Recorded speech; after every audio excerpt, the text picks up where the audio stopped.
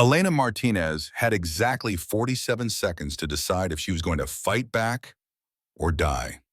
She was 6 months pregnant, chained to a bed in a lake house she didn't recognize, listening to her husband and his sister discuss how much money they'd get for selling her baby on the black market. $2 million. That's what her son was worth to them. And she was worth nothing at all. 3 weeks earlier, Elena had been living what looked like a fairy tale. Married to Blake Hartwell, tech billionaire, philanthropist, the kind of man who smiled for cameras and made investors rich. But fairy tales, Elena was learning, were just horror stories that hadn't revealed their monsters yet. This is the true story of a woman who discovered her perfect husband was actually a serial predator. A man who married wealthy women, isolated them, got them pregnant, and then made them disappear. Elena was supposed to be victim number 4. But Elena had other plans. This is a story about the paper cuts that kill you slowly, about the difference between a rescue and a trap, about what happens when you realize the person sleeping next to you has been planning your murder for months. And it's about the moment Elena stopped being a victim and became something far more dangerous, a survivor who refused to stay quiet. Stay with me for the next hour, because what happened to Elena Martinez will make you question everything you think you know about power, money, and the monsters who hide behind designer suits and charity galas. Trust me, you need to hear how this ends. The champagne bubbles caught the light like tiny diamonds as Elena Martinez raised her glass to the crowd. Her other hand rested protectively on her belly, 6 months round with promise. Cameras flashed. Society pages would run this photo tomorrow. The beautiful pregnant wife of tech billionaire Blake Hartwell, glowing at their 5th wedding anniversary gala. If only they knew the truth. Elena had found the messages 3 days ago. She had not been snooping, just reaching for Blake's laptop to order groceries while hers charged. The screen had lit up with a notification.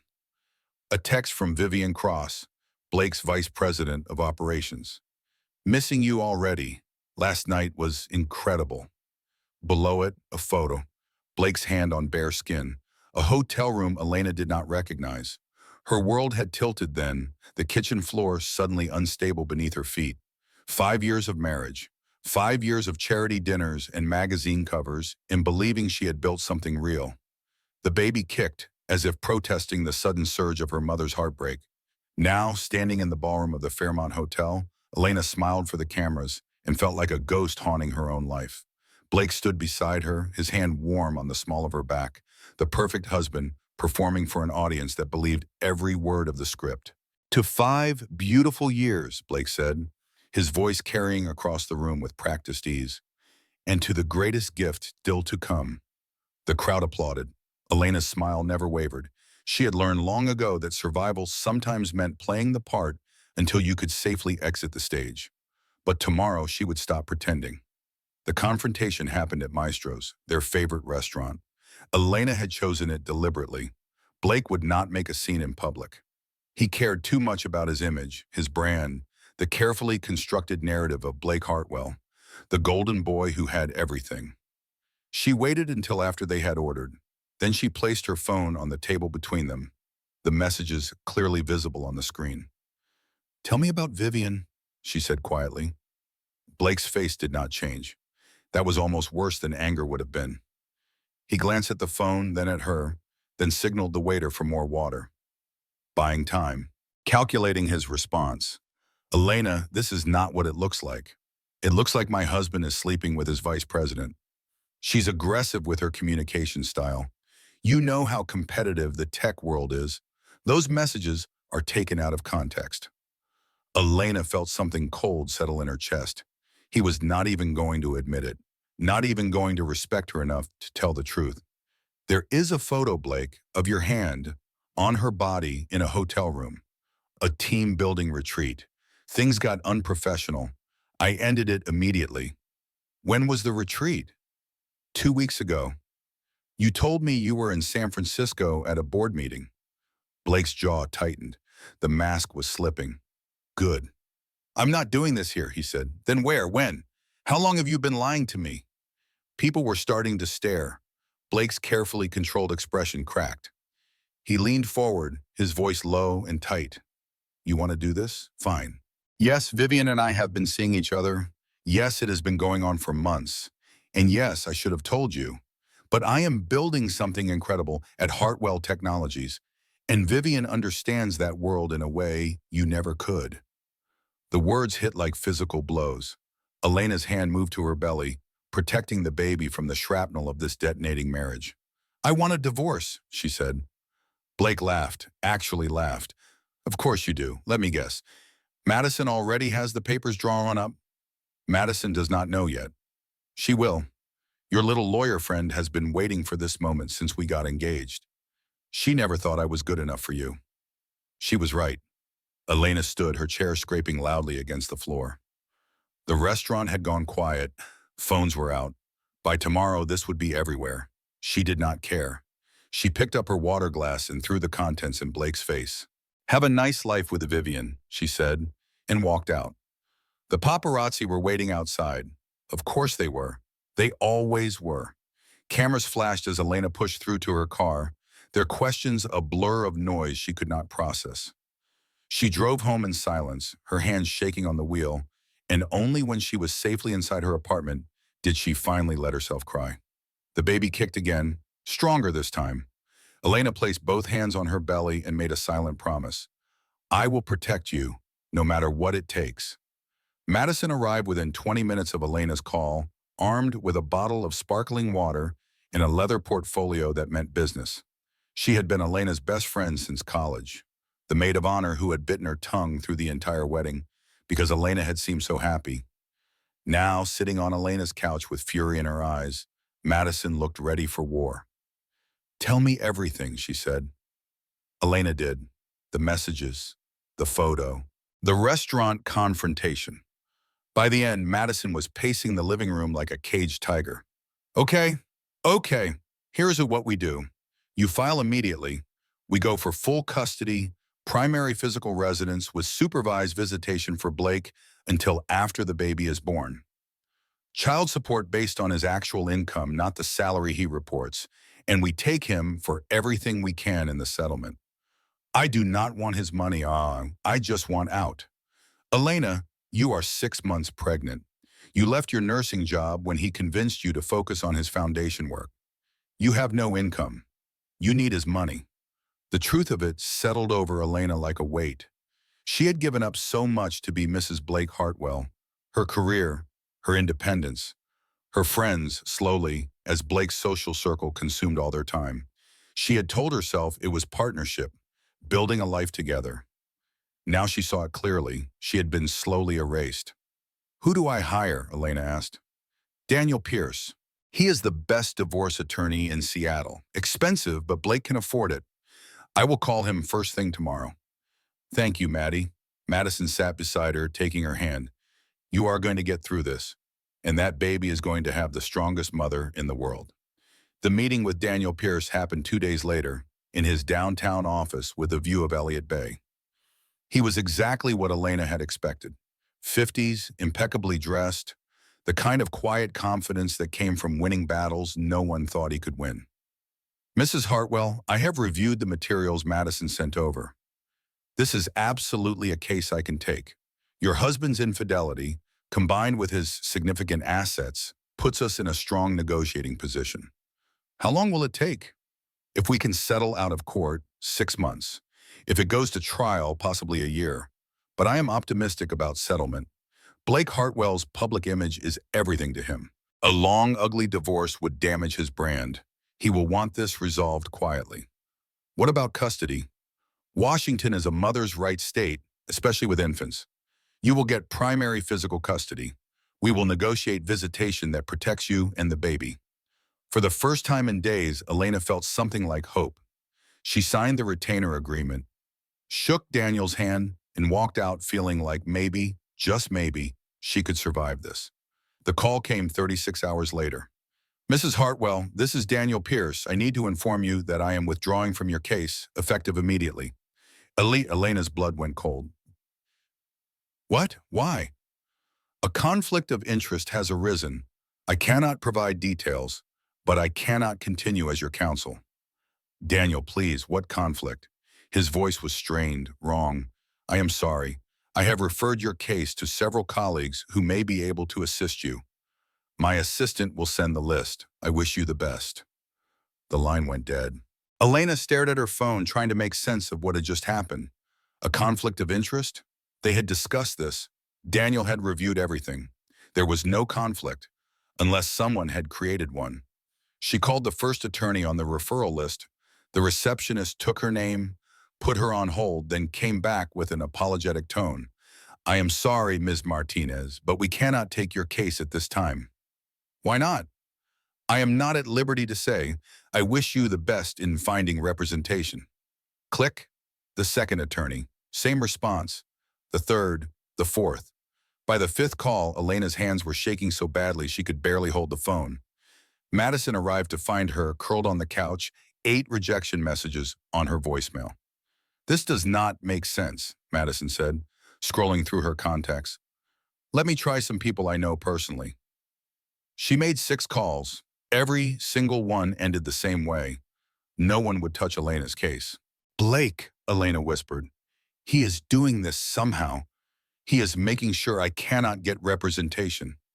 That is insane. Even Blake cannot control every divorce attorney in Seattle. But as they sat in the failing light of Elena's living room, both of them knew the truth. Blake Hartwell had built his empire by understanding leverage. He knew which buttons to push, which threats to make, which favors to call in, and now he was using all of it to trap his pregnant wife in a marriage she was desperate to escape. The next morning, Elena woke to find her bank accounts frozen. Every credit card declined. A notice from Blake's attorneys claiming marital asset protection pending divorce proceedings. She had no lawyer, no money, no way out. Madison held her while she cried, but even her best friend's fierce loyalty could not change the fundamental truth. Blake had built a cage around Elena, so subtle and so complete that she had not even seen the bars until it was too late. The baby kicked, and Elena whispered another promise into the darkness. "I will find a way.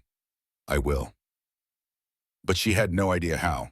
The ultrasound appointment was at 10 in the morning. Elena went alone because Blake was in meetings and Madison had a court appearance she could not miss.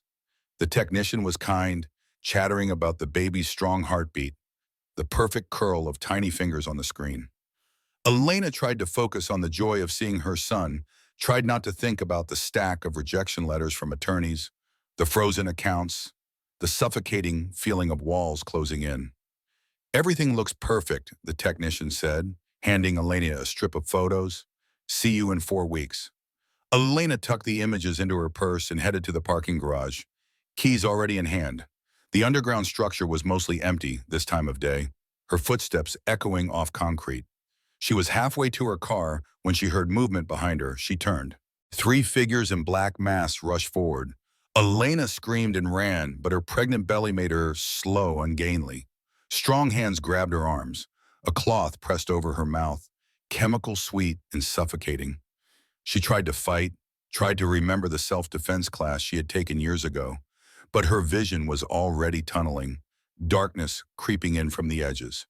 The last thing she saw before everything went black was her ultrasound photos, scattering across the concrete floor. Blake was in his corner office when Madison called, her voice sharp with panic. "Is Elena with you?" "No, why would she be?"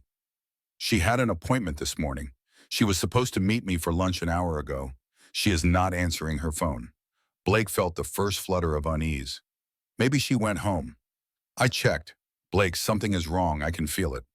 He wanted to dismiss her concern as typical Madison dramatics, but something in her tone stopped him. He pulled up the Find My Phone app, checking Elena's location. Her phone pinged from an address downtown, 3 blocks from the medical center. "I'm heading there now," he said. The parking garage was crawling with police by the time Blake arrived. Madison was already there, arguing with a tired-looking officer who clearly did not share her sense of urgency. "Adults have the right to go missing," the officer was saying. "We cannot file a report for 48 hours unless there is evidence of foul play." "She is 6 months pregnant," Madison shouted. Blake pushed forward. "Officer, I am Blake Hartwell. This is my wife. Her phone and purse were found in this garage, but she is gone. That is not voluntary." The officer's demeanor changed slightly at the name. Blake hated using his status as leverage, But if it helped find Elena, he would use every tool he had. "We will take a report," the officer said finally. "But Mr. Hartwell, in most missing person cases involving marital disputes, the missing party left of their own accord." "We are not most cases," Blake said coldly. Within hours, Blake had mobilized his private security team, offered a $5 million reward for information, and called in favors with every contact he had in law enforcement. His mother Ruth flew in from Portland, her face drawn with worry. The press descended like vultures, cameras camped outside Blake's building, speculation running wild across social media. Blake held a press conference that evening, his voice breaking with what appeared to be genuine emotion. "Please, if anyone has seen my wife Elena, if anyone knows anything, contact the police immediately. She is 6 months pregnant with our son. She needs medical care. She needs to come home safely." Madison watched the broadcast from Elena's apartment, her jaw tight.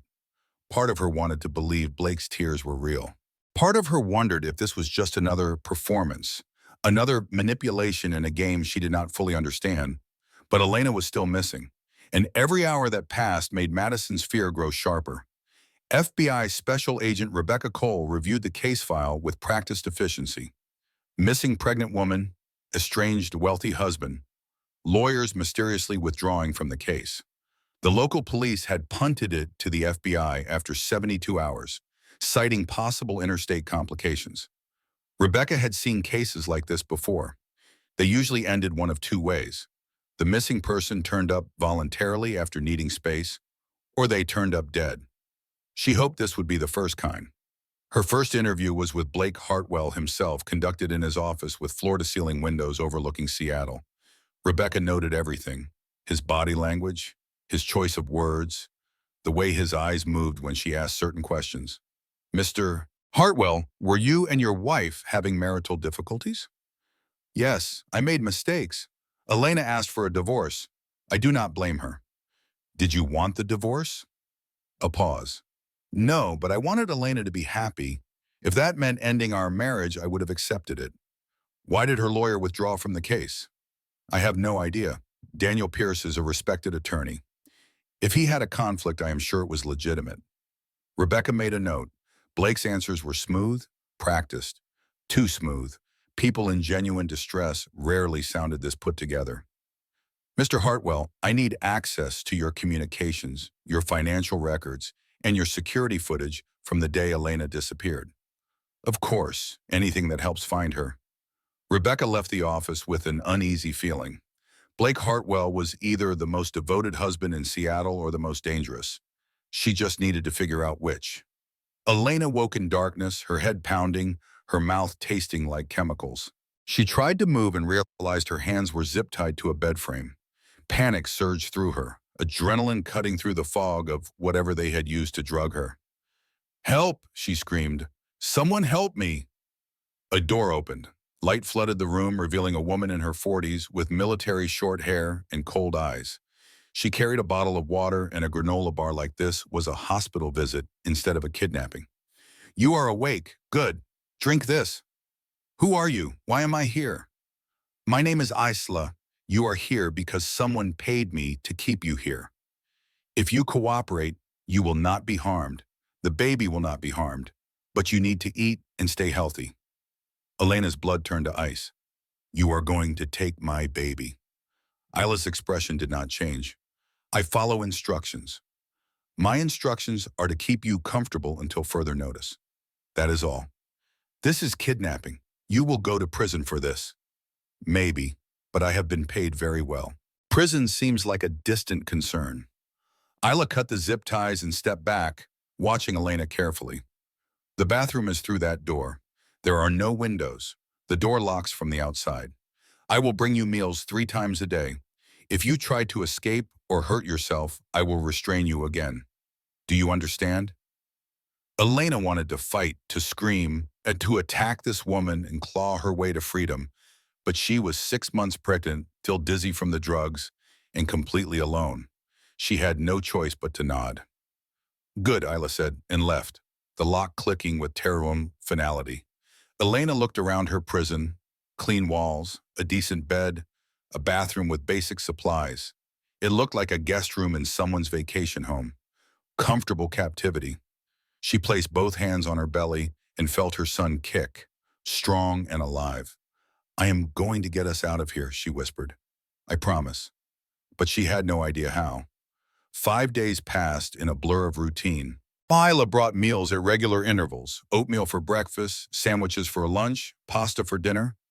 She checked Elena's blood pressure twice daily with professional efficiency. No conversation beyond the clinical. No explanation of why or how long. Elena counted the hours by the changing light through the crack under the door. She was not in the original location, she realized. On the second day, she had heard seagulls. The salt smell of water drifted through the ventilation. They had moved her while she was unconscious. She tried everything: testing the door handle, searching for loose floorboards, examining the bathroom for anything that could be used as a tool or weapon. Nothing. Whoever had planned this had thought of everything. On the afternoon of the fifth day, Elena heard shouting outside. Male voices, urgent, then sirens. Her heart leapt into her throat. Someone had found her. Someone was coming. The door burst open, but it was not police. It was Blake. He stood in the doorway, his expensive suit rumpled, his face a mask of relief and anguish. For one moment, Elena forgot everything. The betrayal, the affair, the frozen accounts. She saw only her husband and the desperate hope that maybe, somehow, he had actually come to save her. "Elena!" Blake rushed forward, pulling her into his arms. "Oh God, you are okay. You are safe now." Lena sobbed against his chest, her body shaking with relief and exhaustion. "How did you find me?" "Security footage. My investigators traced the van. I called the police, but I could not wait. I had to get to you first." He pulled back, cupping her face in his hands. "I am so sorry. For everything. For Vivian, for the divorce, for all of it. None of it matters now. I just need you safe. I need our baby safe." Elena wanted to believe him. Every cell in her body wanted to believe that this nightmare was over, that Blake truly cared, that they could somehow rebuild from this ashes. "Where is Isla?" she asked. "Gone. She ran when she heard me coming. The police are looking for her now." "Blake, I need to go to a hospital. The baby, I need to make sure he is okay." "Of course, the car is right outside. Let me help you." He wrapped an arm around her waist, supporting her weight, as they walked through what appeared to be a lake house, sparsely furnished and clearly temporary. The front door stood open, revealing pine trees and gray water in the distance. Blake's car was parked in the gravel driveway. He opened the passenger door, helped Elena inside with tender care. She leaned back against the seat, closing her eyes, letting herself believe for just a moment that the worst was over. Blake started the engine. They pulled out onto a narrow dirt road. They drove for maybe 3 minutes before Elena realized something was wrong. "Blake, the hospital is the other direction." "I know." His voice had changed.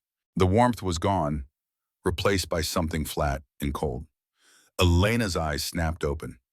"What are you doing?" Blake glanced at her, and the expression on his face made her blood freeze. It was not love, it was not relief, it was satisfaction.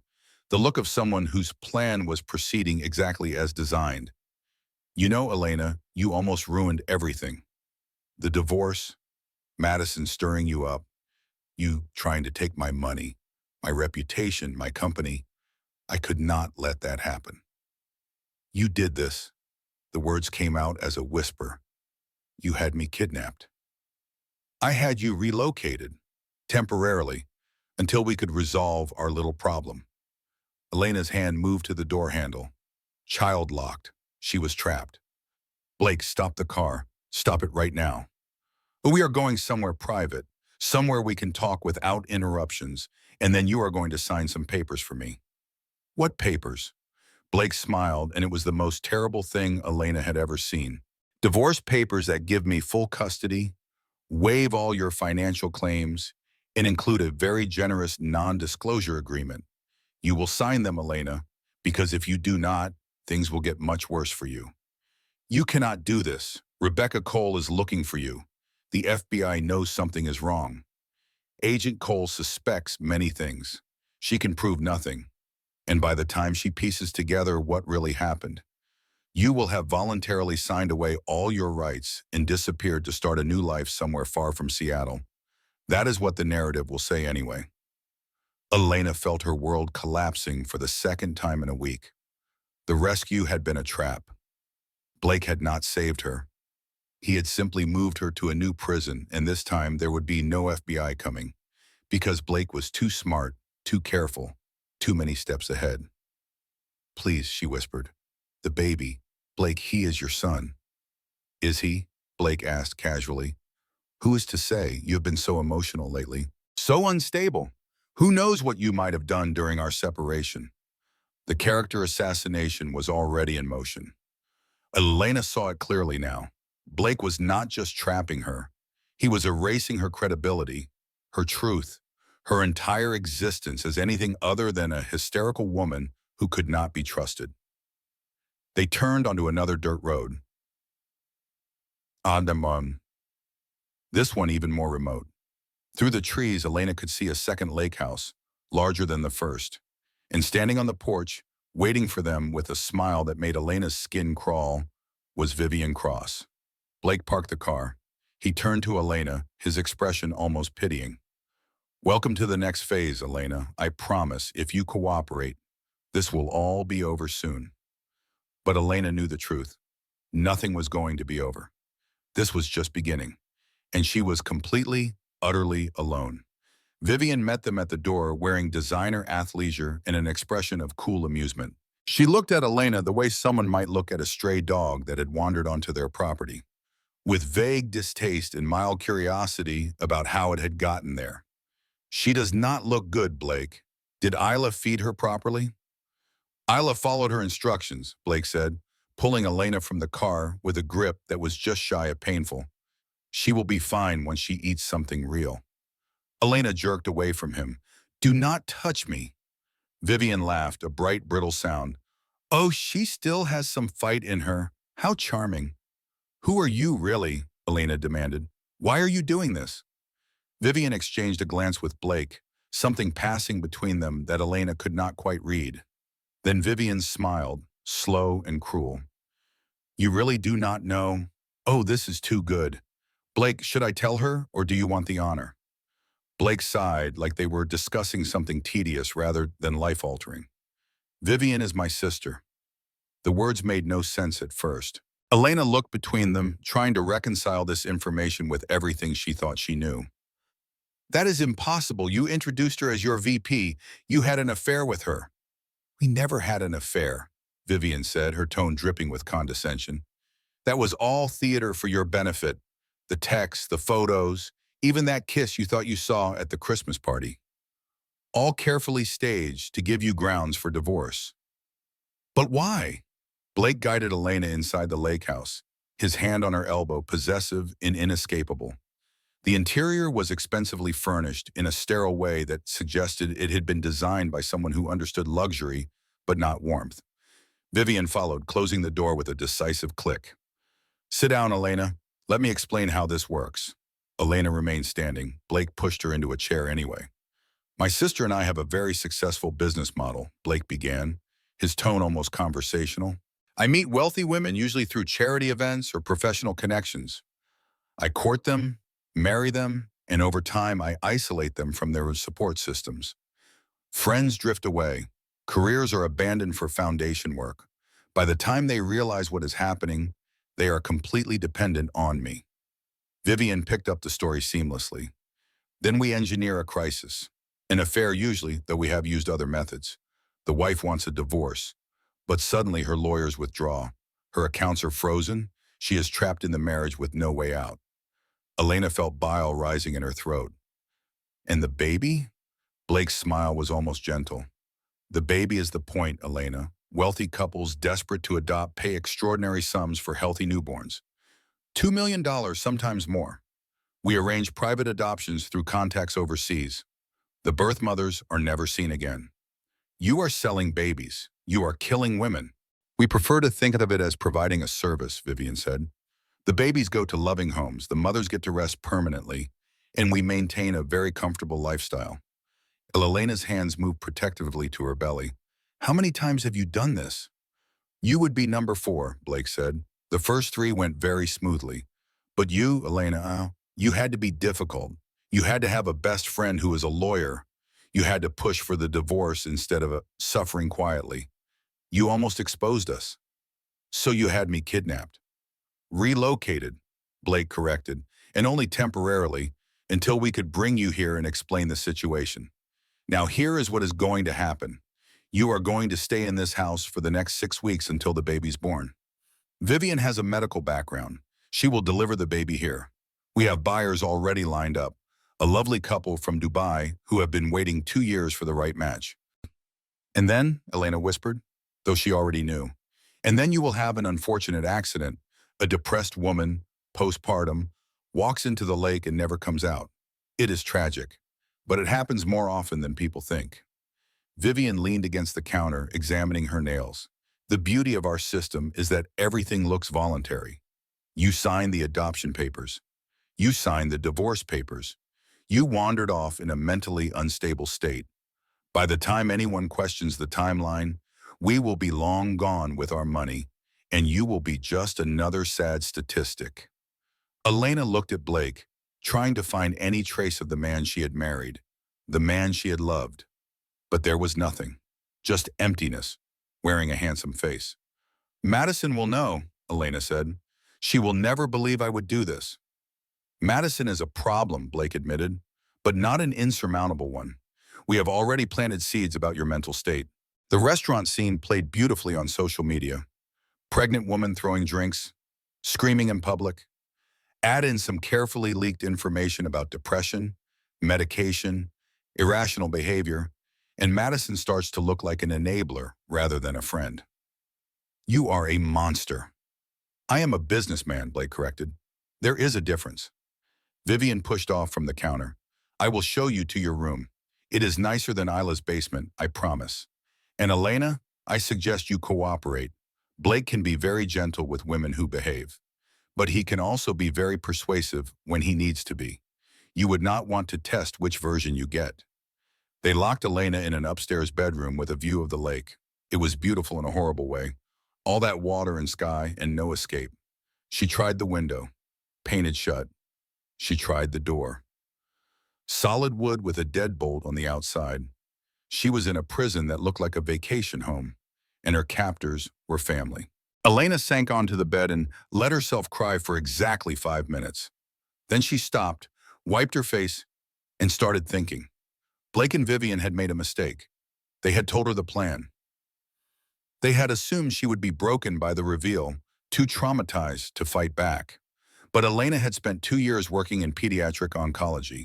She had watched children face impossible odds with courage and creativity.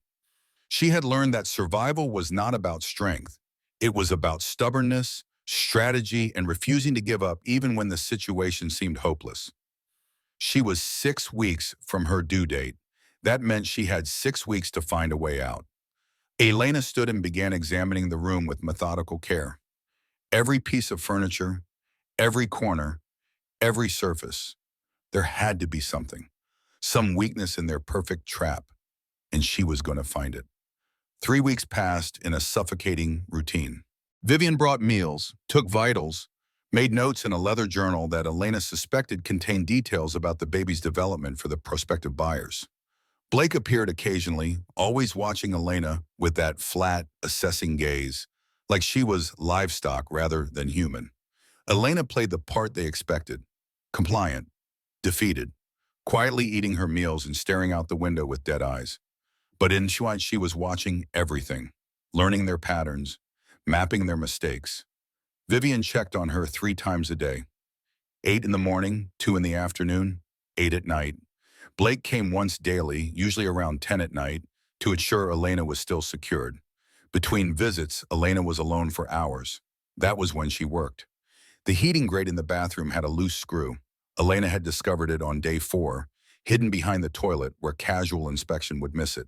She had been slowly working it free, using the edge of a bobby pin she had found in the bedroom dresser. It took a week, her fingernails breaking, her hands cramping, but finally the screw came loose. Behind the grate was a ventilation shaft, too narrow for Elena to fit through, especially pregnant, but wide enough to pass small objects. She had no idea where the shaft led, but it was her only option for getting a message out. Elena tore pages from a paperback novel Vivian had left her, writing in the margins with eyeliner from a makeup bag she had begged for, claiming she wanted to feel human. The messages were simple, desperate. My name is Elena Martinez. I am being held at a lake house against my will. I am 6 months pregnant. The people holding me plan to sell my baby and kill me. If you find this, please call 911. Please. She included her full name, Blake's name, every detail she could think of that might help. Then she rolled the papers tight, pushed them into the ventilation shaft as far as she could reach, and prayed they would find their way to someone who cared. On day 21, Elena went into false labor. The contractions hit at 4 in the morning, sharp and rhythmic. Elena doubled over, gasping, her hands pressed against her belly as fear spiked through her. It was too early. The baby was not due for 3 more weeks. If she went into real labor now, everything would accelerate. Blake and Vivian would take the baby, and she would be out of time. She pounded on the door, screaming, "Help! Something is wrong, please!" Vivian appeared within minutes, her expression annoyed but alert. She felt Elena's abdomen, checked her pulse, timed the contractions with clinical precision. "Braxton Hicks," she announced. "False labor, uncomfortable but not dangerous. Are you sure?" "I am sure, but you need to stay hydrated and rest. Too much stress is not good for the baby." "Too much stress?" Elena laughed, a jagged, hysterical sound. "You are holding me prisoner to sell my child, and you are worried about stress?" Vivian's eyes went cold. "I am worried about the product, Elena. You would do well to remember that is all you are to us, an incubator for merchandise." She left, locking the door with sharp finality. Elena curled on her side, the false contractions still rolling through her in waves, and felt something inside her finally shatter. Not her fear.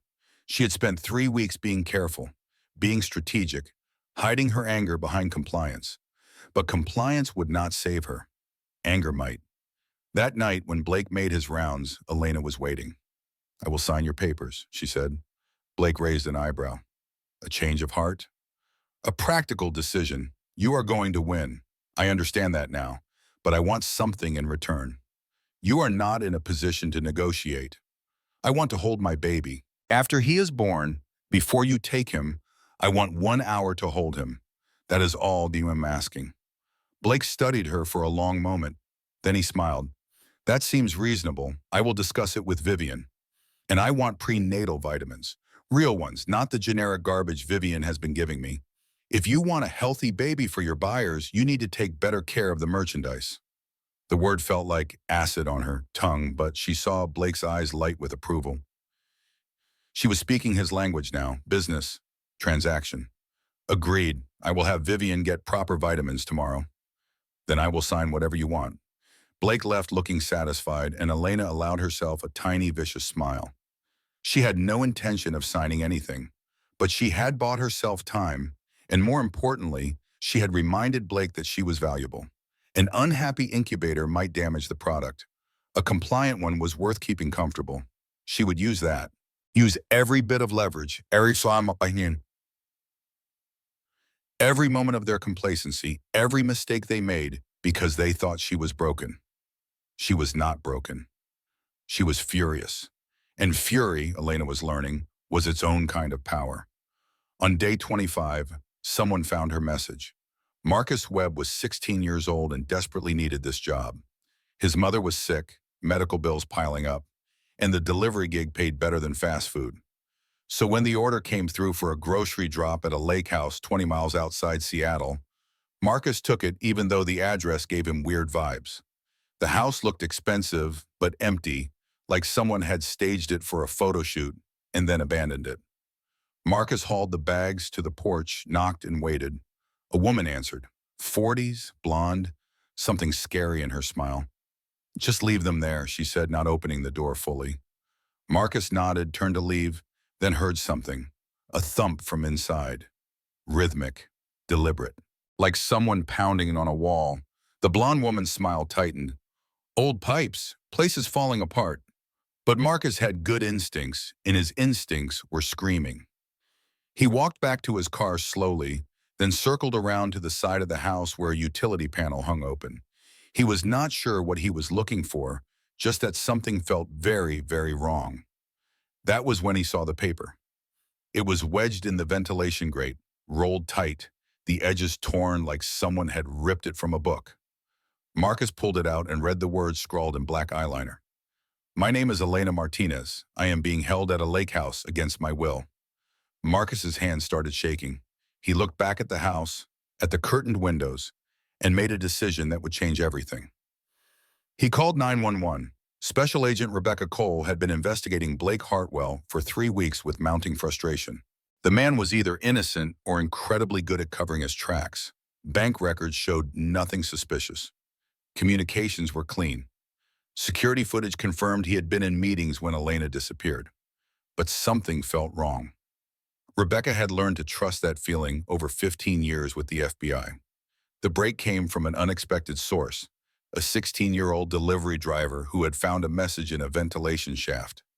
Rebecca arrived at the lake house with a tactical team, warrant in hand. Vivian Cross answered the door with a pleasant smile that never touched her eyes. Can I help you? FBI, we have a warrant to search these premises in connection with the disappearance of Elena Martinez. Vivian's smile flickered. I am not sure what you are talking about. This is my brother's vacation property. Your brother being Blake Hartwell? That is correct. Then you will not mind if we take a look around. They found Elena in the upstairs bedroom, 6 months pregnant and terrified. She collapsed into Rebecca's arms, sobbing with relief so profound it was painful to witness. You are safe now, Rebecca said. We have got you. Downstairs, agents had already arrested Vivian. Blake was picked up at his downtown office within the hour. The story exploded across every news outlet in the country. Tech billionaire and his sister running a baby trafficking operation. 4 victims over 6 years, $2 million per child. The FBI raided storage units, offshore accounts, burner phones. They found records of previous pregnancies, previous women who had simply disappeared after giving birth. They found buyer lists, medical supplies, detailed logs that read like inventory management for human beings. But the most damning evidence came from Elena herself. In the hospital, surrounded by agents in Madison who had not left her side, Elena gave a statement that lasted 4 hours. She detailed everything: the grooming, the isolation, the kidnapping, the plan to sell her baby and stage her death. Her voice was steady, her memory precise. She had survived by paying attention, and now that attention was destroying Blake and Vivian's perfect operation. Madison held her hand through all of it, tears streaming down her face. I am so sorry. I should have known. I should have protected you. You did, Elena said. You never gave up looking. That is what mattered. But as the agents filed out and the hospital room finally quieted, Elena felt the weight of everything that had almost happened. The baby she had almost lost, the life she had almost been erased from, the trust she had given to a man who had seen her as nothing more than a profitable mark.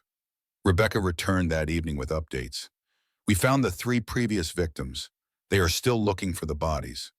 Blake and Vivian are both talking, trying to cut deals, blaming each other. It is ugly. What happens now?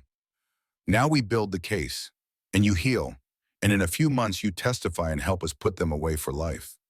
Elena nodded, exhausted beyond measure. Thank you, Agent Cole, for believing me. Rebecca, and you are welcome, though honestly you saved yourself. That message in the vent, that was brilliant. Elena touched her belly, feeling her son kick strong and healthy. I had to, for him.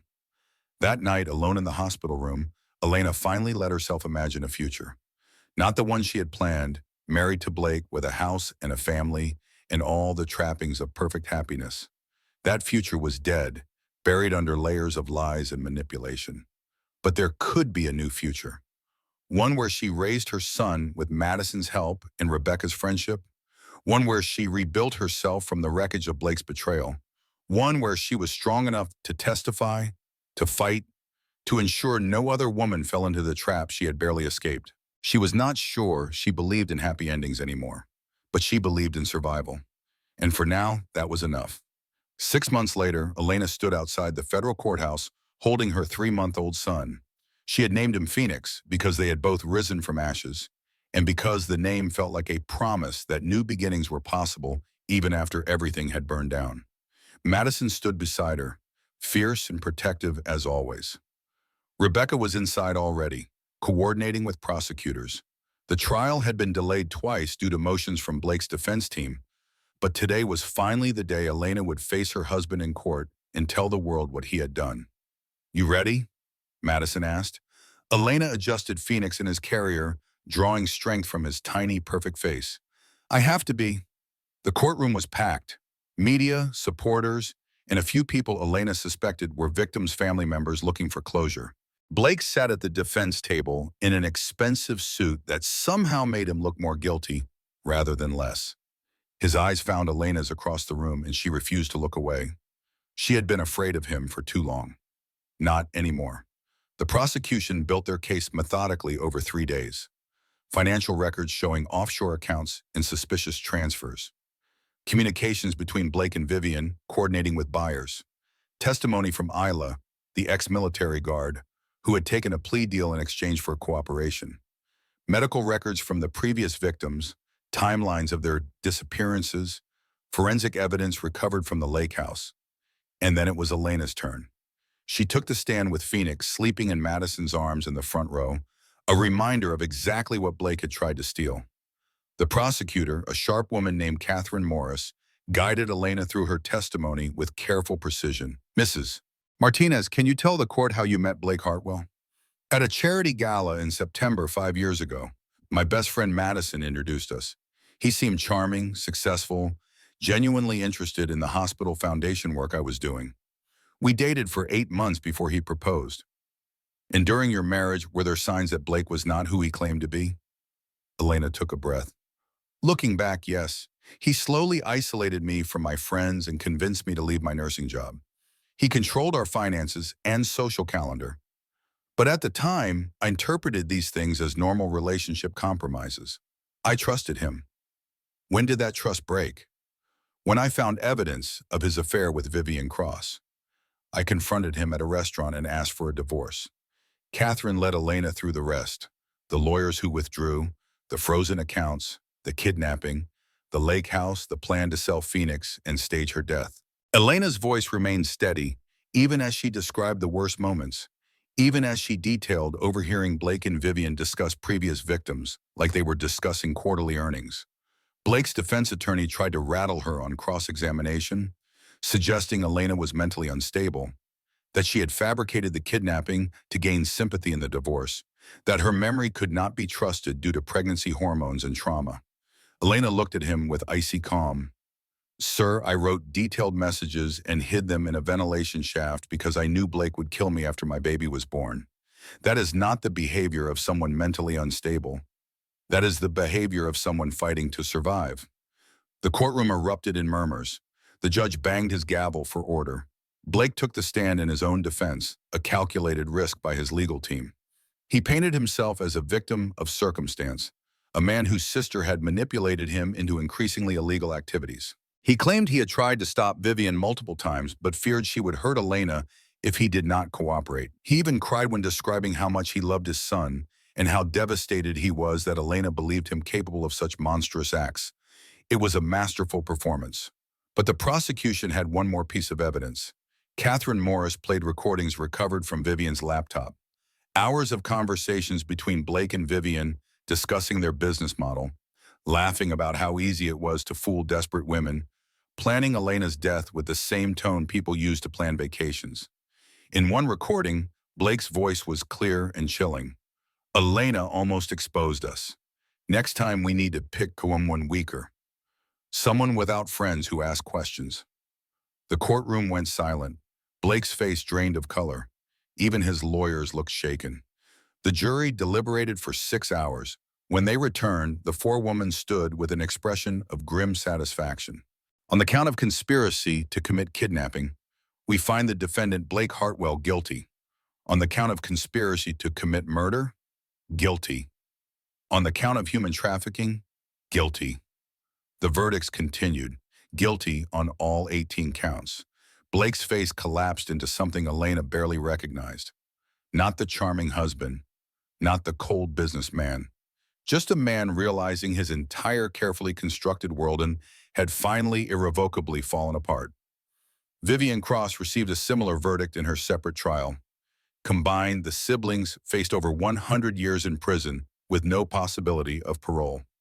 Outside the courthouse, Elena stood in front of cameras with Phoenix in her arms and gave a brief statement.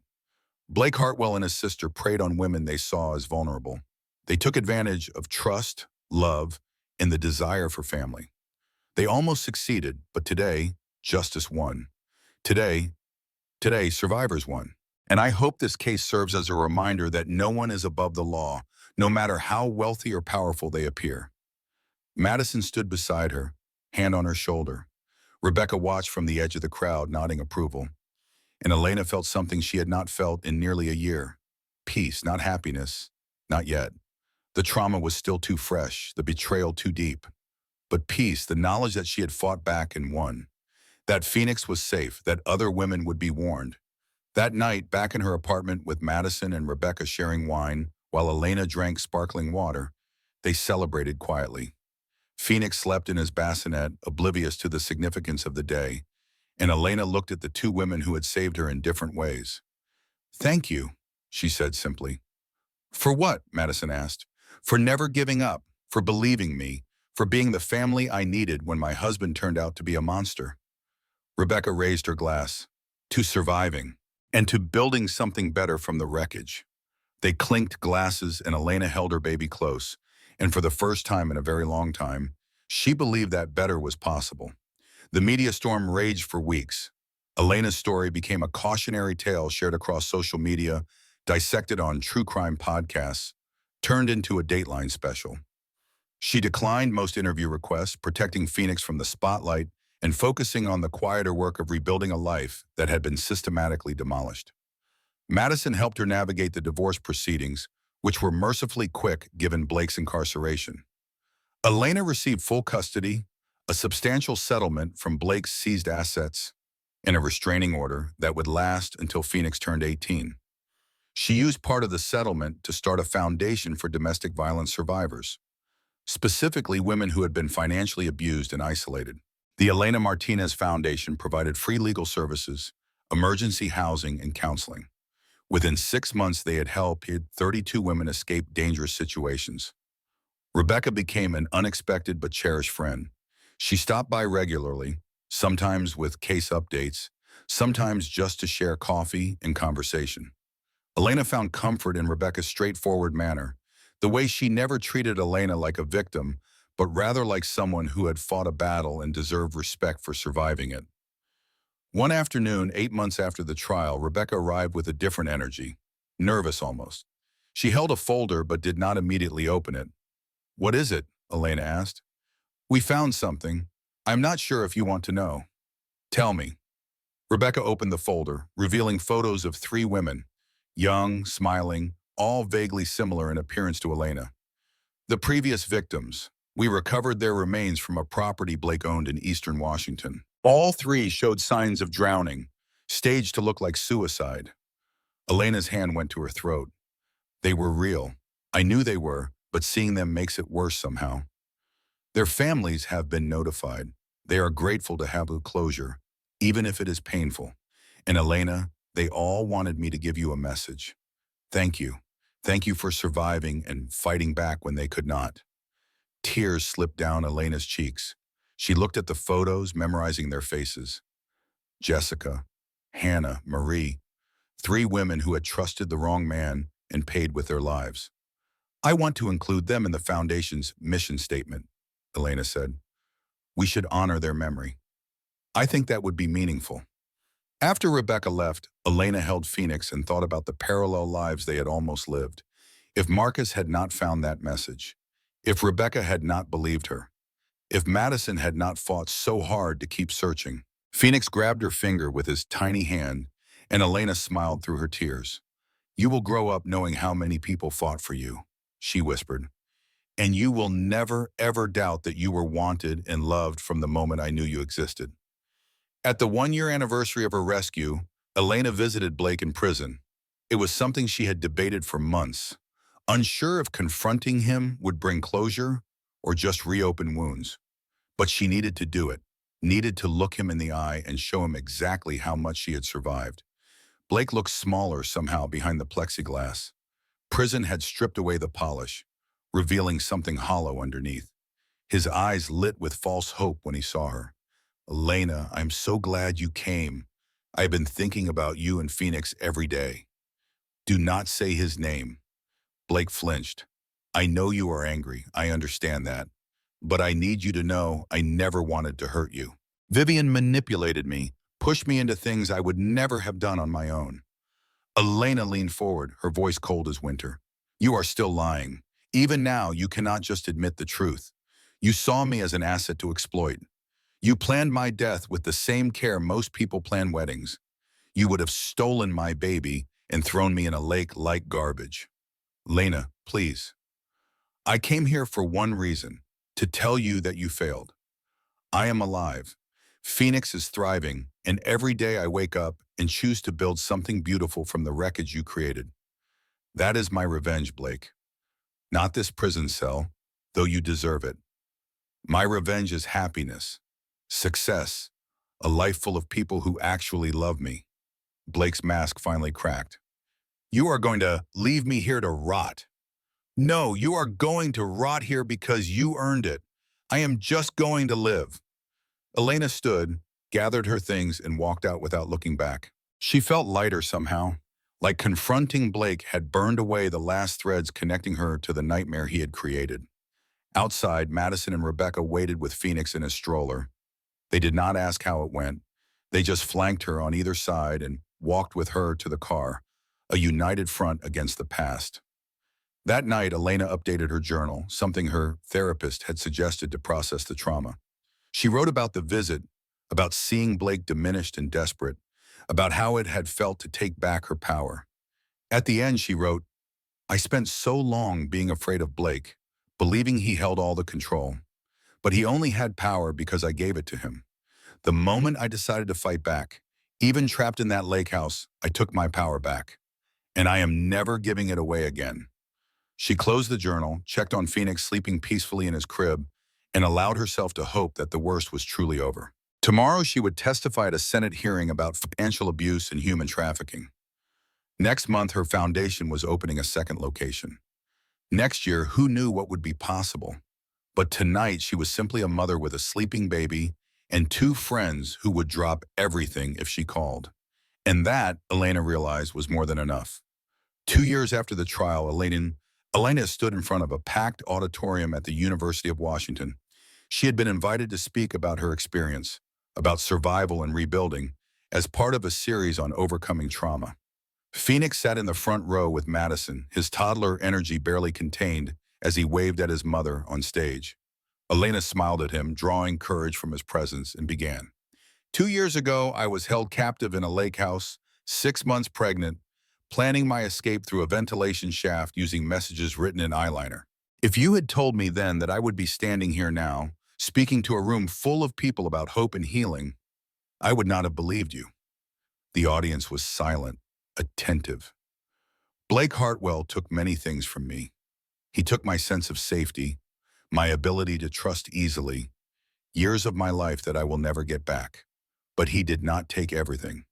He did not take my will to survive. He did not take my capacity to love my son, and he did not take my future." Elena paused, gathering her thoughts.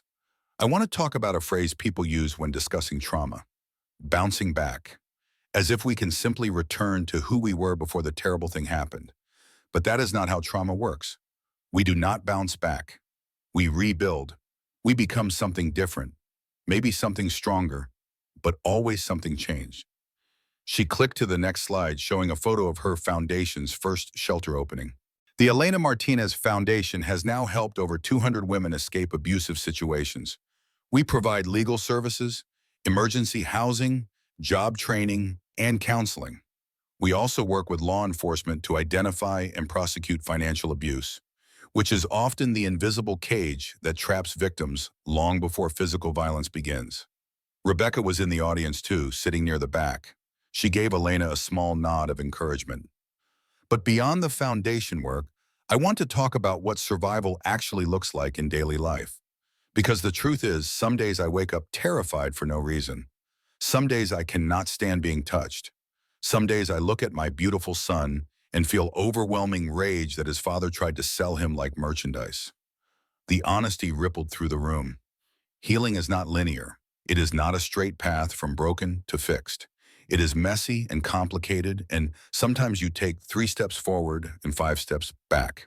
And that is okay. That is normal. You do not have to be inspiring all the time. You do not have to turn your trauma into something beautiful. Sometimes survival is just getting through Tuesday. A young woman in the third row was crying. Elena made eye contact with her, held it. If you are sitting here and you recognize your own story and mine, if you are trapped right now and do not know how to get out, I want you to hear this. You are not alone. What is happening to you is not normal. Even if he says it is, even if he is successful and charming and everyone thinks he is wonderful, even if he has never hit you but controls your money, your friends, your entire life, that is abuse, and you deserve to escape it. Elena's voice strengthened. There are resources, hotlines you can call from borrowed phones, shelters that will take you in with no questions asked, lawyers who will work for free, people like Madison and Rebecca who will fight for you even when you cannot fight for yourself. Please, reach out. Please, let someone help you. She clicked to her final slide, which listed crisis hotlines and foundation contact information. I will close with this. Blake Hartwell thought he was smarter than everyone. He thought his money and his connections made him untouchable. He thought he could take my baby, take my life, and face no consequences. He was wrong. And if there is someone in your life who thinks the same thing, I want you to know they can be wrong too. Justice is possible. Escape is possible. Survival is possible. The applause was thunderous. Elena stepped down from the stage and was immediately swarmed by people wanting to share their stories, thank her, ask questions. Madison appeared with Phoenix, who launched himself at his mother with gleeful abandon. Mama, you were on the big screen. I was, baby. Did you like it? You were loud. I like when you are loud. Elena laughed, hugging him tight. Rebecca joined them, looking pleased. That was powerful. You are changing lives, Elena. I am trying. That is all any of us can do. They walked out together, Phoenix chattering about the campus squirrels, Madison already fielding calls from reporters wanting interviews, Rebecca checking her phone for work updates. A normal day, except it was not normal. It was extraordinary. Because 2 years ago, Elena had been fighting for her life in a lake house, and now she was fighting for other people's lives, armed with a microphone and a mission and the kind of strength that only comes from surviving the unsurvivable. That evening, after Phoenix was asleep and Madison had gone home, and Rebecca had left for the night shift, Elena sat in her living room with a cup of tea and allowed herself to reflect on how far she had come. The apartment was hers, paid for with settlement money, but decorated with her own taste. Phoenix's toys scattered across the floor. Photos on the walls of people who actually loved her. A calendar marked with foundation events and therapy appointments and playdates with Phoenix's little friends. A life, a real life. Not the manufactured perfection Blake had created, but something messier and more genuine. Elena's phone buzzed with a text from Rebecca. Coffee tomorrow? There is a case I would like your insight on. Woman with similar red flags to what you experienced. Elena typed back, absolutely 9 a.m.? Perfect. And Elena, you were brilliant today. Elena smiled, set the phone down, and looked out the window at the Seattle skyline glittering in the distance. Somewhere in a federal prison, Blake was living out his life sentence. Somewhere in another prison, Vivian was doing the same. And somewhere in Elena's apartment, a toddler slept peacefully, completely unaware of how close he had come to never existing as a free child with a loving mother. Elena raised her teacup in a silent toast. To survival, to justice. To Marcus Webb, the teenage delivery driver who had found her message and called for help. To Rebecca, who had never stopped believing something was wrong. To Madison, who had fought for her when she could not fight for herself. To every person who had played even the smallest role in her rescue and recovery, and to herself for being stubborn enough to survive, brave enough to fight back, and strong enough to build something beautiful from the ashes of the worst thing that had ever happened to her. Phoenix stirred in his room, making small sleeping sounds. Elena got up, checked on him, smoothed his hair back from his forehead, and whispered the promise she made every night. You are safe, you are loved, and no one will ever take you from me. Outside, the city hummed with life. Inside, Elena's heart hummed with the same energy. Not happiness exactly, something better. Purpose, peace, the knowledge that she had looked into the face of absolute evil and refused to let it win. That was enough. That was everything. And tomorrow she would wake up and do it all again. Fight for other survivors, raise her son, build her foundation, live her life with the kind of fierce joy that could only come from knowing exactly how precious and fragile and worth fighting for it all was. The story that had begun with champagne and lies ended here, in a quiet apartment with a sleeping child and a mother who had survived the unsurvivable. Elena Martinez had been many things: a wife, a victim, a prisoner, a fighter. But most importantly, she had been and would always be a survivor. And that made all the difference. Elena Martinez walked into a nightmare and came out the other side, carrying her son, her dignity, and a mission to save other women from the trap she barely escaped. Blake Hartwell is serving life without parole. His sister Vivian is in an adjacent cell. And 23 other babies were rescued from their trafficking network because one pregnant woman refused to give up, even when giving up seemed like the only option. If this story moved you, if it made you think differently about what abuse actually looks like, or if you know someone who might need to hear Elena's message, here's what I'm asking. Hit that like button and run.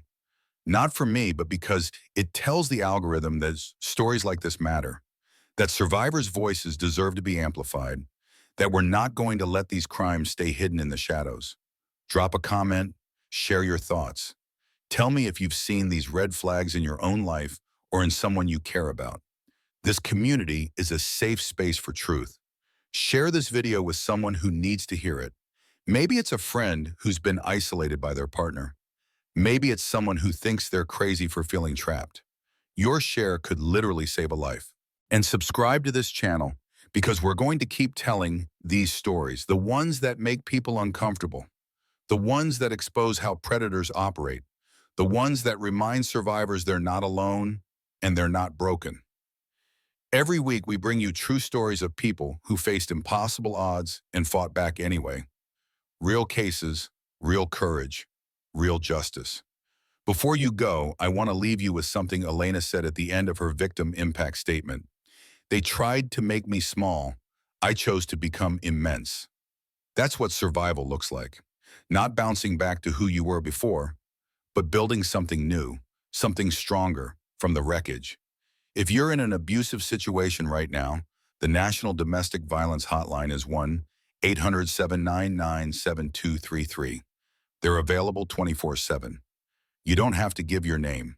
You just have to reach out. Thank you for listening to Elena's story. Thank you for believing survivors. And thank you for being part of a community that refuses to look away when things get dark. I'll see you next week with another story that demands to be told. Until then, stay safe. Stay strong. And remember, you are never as powerless as someone wants you to believe.